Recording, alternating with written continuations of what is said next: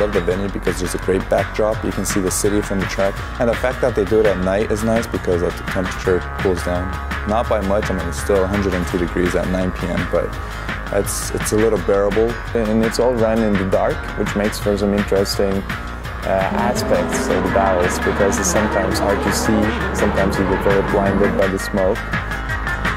Yeah, so during the practice night, I guess really going for it with all the back-to-back runs, still at, 11:30 at night, it's, 98 degrees out, so still super hot. The car's running a little bit funny, takeoff, we hear a little misfire or whatever, but we're just like, just let him run, get his practice, we'll figure it out later. So now it's 2:30 in the morning, we decide, let's come early tomorrow while it's the hottest out and swap out the engine, which we've never done at the track before with this new car.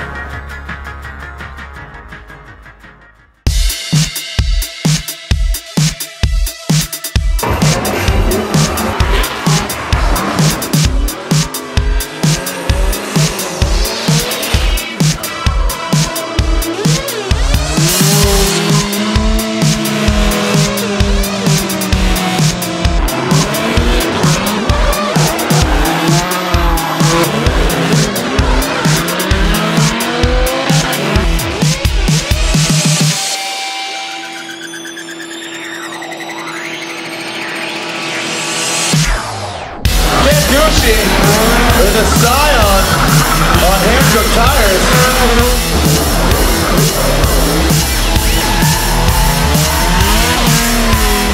So yeah, the first round of the tandem competition, I was matched up against Tyler McQuarrie.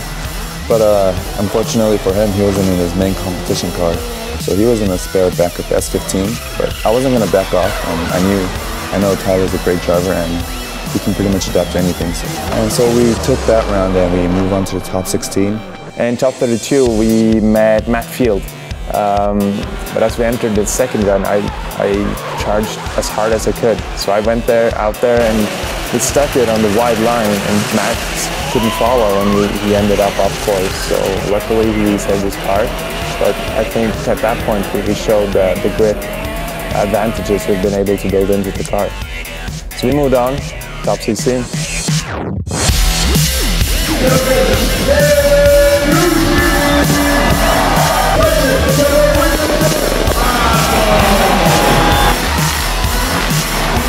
So top 16, we headed out for driver intros. I was to battle my teammate Matt Powers yet again, and we had faced each other in Florida. He qualified first in Vegas, which was a big testament to how he has that track down pretty much. As we lined up for the second, I knew I really had to go for it yet again, and my goal was to try and do what we did with Matt Field, going super hard, committed.